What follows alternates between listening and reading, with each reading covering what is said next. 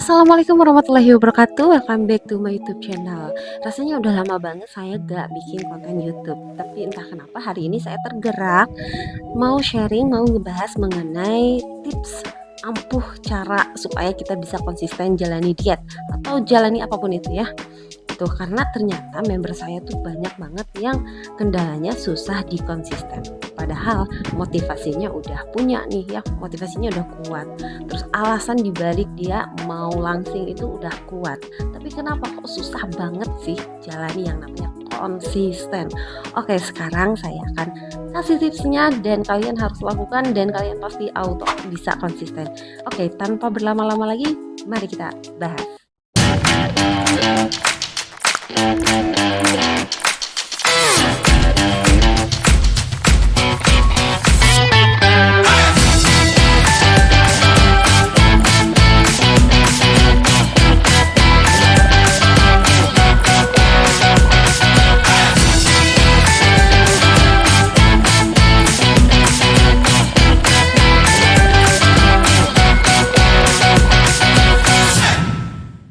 Oke, langsung to the point aja. Jadi, untuk kita bisa konsisten, kuncinya hanya satu, yaitu kita harus menjadikan itu sebuah kebiasaan kita. Dengan menjadikan sebuah kebiasaan kita, kita pasti berhasil gitu. Tapi pertanyaannya, gimana caranya supaya menjadi kebiasaan kita gitu? Kan supaya menjadi kebiasaan kita, balik lagi kita harus konsisten. Pusing nggak tuh? Pusing ya. Jadi emang bener ya, kita tuh tahu sebenarnya ya, kunci keberhasilan itu adalah kita harus menjalankan secara konsisten. Tapi yang susah itu ketika kita menjalankan konsistennya itu kita cuma 1 minggu aja gitu. Bahkan cuma beberapa hari doang gitu. Kita gak bisa melakukan selama sampai 1 tahun, 2 tahun gitu. Sedangkan untuk menurunkan berat badan, apalagi yang targetnya banyak, membutuhkan waktu yang cukup lama gitu ya. Nah, di sini kita pasti pusing ya, gimana nih caranya ya supaya kita bisa berhasil gitu. Tapi kita nggak ngerasa berat-berat amat gitu, kita nggak ngerasa tersiksa, kita nggak ngerasa begitu berjuang kerasnya gitu supaya kita bisa langsing. Kita pengennya kita jalani secara konsisten, tapi kita enjoy, kita nyaman jalaninya. Nah, mulai sekarang Bunda benar-benar harus membuat list atau jadwal yang bisa Bunda lakukan ya. Diawali dengan menulis. Kenapa diawali dengan menulis? Karena dengan kita menulis sesuatu yang akan kita lakukan hari ini ya, contohnya sarapan apa gitu, terus makan siangnya apa, ngemilnya apa, olahraganya jam berapa, olahraganya apa aja gitu. Dengan kita menulis, kemungkinan besar kita akan melakukannya. Dan ketika kita menulis, si jadwal tersebut masuk ke dalam pikiran kita sehingga kita ingat gitu, dan sangat-sangat besar kemungkinannya untuk kita bisa melakukannya atau mempraktekannya ya. Jadi jangan hanya di awang-awang aja ya, jangan hanya di pikiran aja, aku pokoknya harus diet gitu, tapi kita pusing nih sarapannya apa gitu, nanti makan siangnya apa, cemilannya apa, terus olahraganya juga apa, gimana. Nah, di sini tuh di pikiran kita tuh berasa berat banget, berasa banyak banget yang harus kita lakukan gitu. Tapi ketika kita sudah menulisnya, oh ternyata sesimpel ini ya gitu yang harus kita lakukan. Kalau kita sudah menulisnya, kita tinggal lakukan satu persatu gitu. Begitupun dengan saya, kalau saya sehari-hari banyak banget agenda, banyak banget kegiatan gitu. Kalau nggak saya tulis, kalau cuma ada di dalam pikiran saya aja, berasa berat banget, berasa banyak banget, berasa numpuk banget, sehingga nggak saya lakukan akhirnya gitu. Tapi dengan saya menulisnya, apa aja nih yang harus saya lakukan hari ini, oh ternyata cuman sekian poin ya, ternyata nggak sebanyak, nggak seribet yang ada di dalam pikiran kita gitu. Jadi pertama harus menulisnya, dan Bunda-bunda juga harus mengawali dari hal-hal yang menurut Bunda mudah dilakukan ya, atau ringan dilakukan. Jangan langsung di awal Bunda langsung menjadwalkan aktivitas Bunda yang berat-berat gitu, olahraga 1 jam, olahraga tiap hari, makannya langsung batasi ini, batasi itu gitu.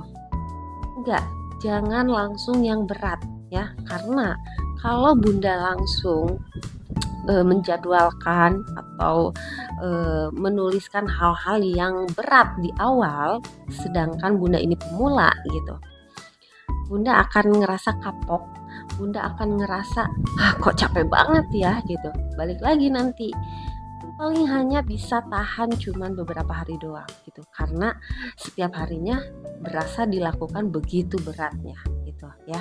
Jadi jangan langsung melakukan hal yang begitu berat supaya Bunda gak ngerasa kapok ya. Jadi awali dengan hal-hal yang menurut Bunda ringan ya.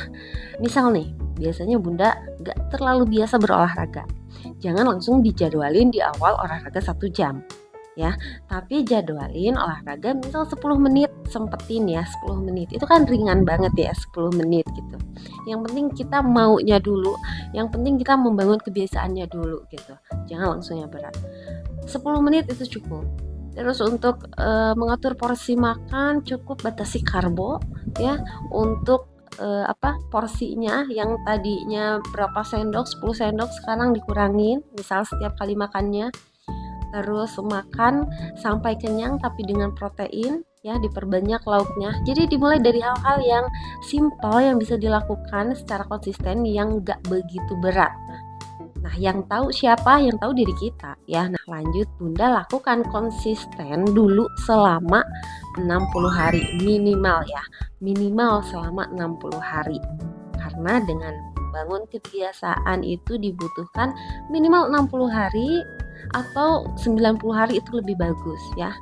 Nah, nanti kalau sudah terbentuk kebiasaan Bunda akan ngerasa kok aneh ya kalau nggak ngerjain, kok aneh ya kalau nggak ngelakuin gitu, kalau nggak olahraga sekian menit dalam sehari kok berasa badan ini nagih ya. Nah, itu berarti udah membentuk kebiasaan Bunda gitu ya.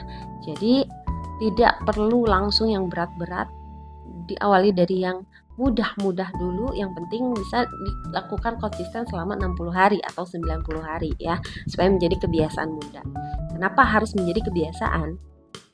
Karena untuk menjadikan sesuatu itu kebiasaan kita, kalau sudah jadi kebiasaan, kita gak butuh motivasi, kita gak butuh alasan untuk kita bisa melakukannya gitu. Toh itu udah jadi kebiasaan kita gitu, gak peduli motivasi kita apa gitu, pengen langsing di tahun sekian gitu, gak peduli gitu. Kalau udah jadi kebiasaan kita, dengan begitu kita akan enjoy jalaninya gitu, tahu-tahu langsing gitu ya, daripada kita terpaksa jalaninya tapi cuman kuat beberapa hari doang, beberapa minggu doang gitu, karena berat di awal gitu ya.